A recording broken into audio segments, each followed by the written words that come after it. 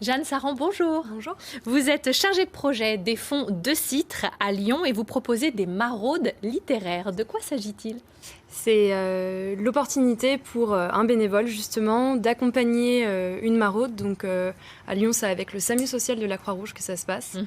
Et on monte dans le camion avec les équipes du SAMU social. Oui. Et on va à la rencontre des personnes sur notre trajet et on distribue un livre où on échange de littérature avec les personnes rencontrées. Comment vous choisissez les livres ? Est-ce qu'il y a des livres et des thèmes qui plaisent plus que d'autres ?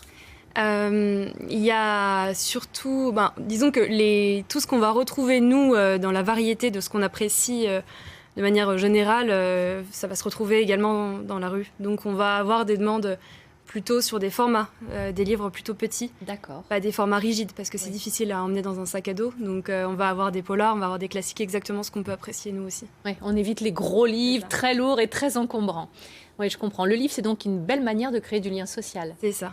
On voit ça exactement comme une médiation. En fait, c'est une manière d'approcher les personnes qui est un petit peu différente que d'amener de la nourriture ou de parler social ou de parler de médical.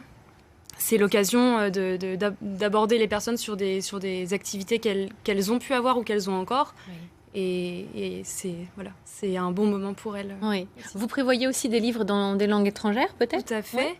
On essaye.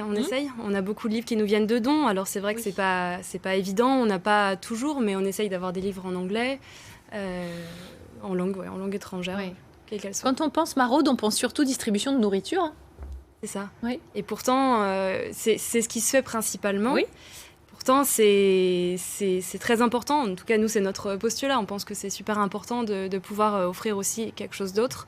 C'est un moment d'évasion pour les personnes. Aussi bien, ce moment, on va les approcher, on va être avec elles pour créer un lien qui va être vraiment, vraiment différent. C'est, par exemple, avec les enfants, on peut voir sur certaines photos, ça va être l'occasion peut-être de leur lire une histoire. C'est ça, parce que qu'est-ce que vous faites aussi des personnes qui ne savent pas lire ? Alors ça, c'est un gros enjeu pour nous. Donc on va essayer d'échanger peut-être de culture, d'autres choses, leur donner des livres si on en a qui sont peut-être très accessibles avec beaucoup de photos, avec peut-être des livres pour enfants. Il y a des adultes qui apprécient aussi ces livres-là. Bien sûr, oui. C'est aussi ça qu'on fait. Et puis peut-être un échange, ceux qui ne savent pas lire font peut-être la lecture aux autres, je ne sais pas. C'est ça, ils présentent, ils échangent, tout le monde a un petit peu son avis, il y a des choses qu'ils apprécient. Bon, vous recrutez des bénévoles ? Tout à fait. Et toujours ? On recrute des bénévoles sur les sites que vous avez mentionnés. Sur le site du Fonds de Citre, vous pourrez trouver toutes nos actions, dont les maraudes littéraires. Et vous pourrez postuler directement en ligne. Bon, pour motiver ceux qui nous regardent, je sais pas, vous n'avez pas une belle anecdote, une belle histoire de Noël à nous raconter, je sais pas. Histoire de Noël, je ne sais pas, mais en tout cas, c'est sûr que j'ai fait une maraude récemment. J'avais été en contact avec une maman qui nous avait fait venir, qui avait 4 ou 5 enfants, et donc ils habitaient tous dans la rue, enfin ils étaient à la rue.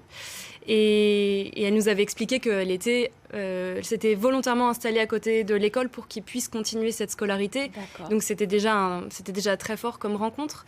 Et donc j'ai pu distribuer des livres parce que j'en avais encore, donc j'ai pu en distribuer aux enfants, et notamment des classiques collège. Et la plus grande qui était au collège a été très contente de se rendre compte que c'était un livre qui faisait partie de ce qui lui était demandé de lire. Donc c'était un très beau moment. Oui, j'imagine. Bon ben voilà, il ne reste plus qu'à se connecter sur Fonds de Citre, fonds au pluriel. Hein. C'est ça. Oui, decitre.org. Bon, on me dit que ça s'amuse bien du côté d'Ossois en Savoie, c'est vrai ? Oui. Eh ben voilà, on tourne la tête 2 secondes et ça se bat. Oh, je te jure. Bon, prenez soin de la fleur quand même, hein. Oui, attention, revenez-nous demain. Tiens, demain, on vous retrouvera pour une visite historique et coquine. Oui, vous avez bien entendu, des rues de Lyon. Et puis pendant qu'on y est, par pur professionnalisme, nous parlerons des sextoys. Oui, écoutez, il y a une espèce de boom en ce moment avec le confinement. On évoquera ça. On verra aussi, on mettra en avant le métier de vendeuse à domicile. Et puis, on verra qu'offrir un arbre en cadeau, c'est possible et c'est même plutôt une très belle idée. Prenez soin de vous, restez bien au chaud et puis on se retrouvera demain, même endroit, même heure. Qu'en dites-vous ? C'est ensemble, c'est mieux, tous les jours, 10h45.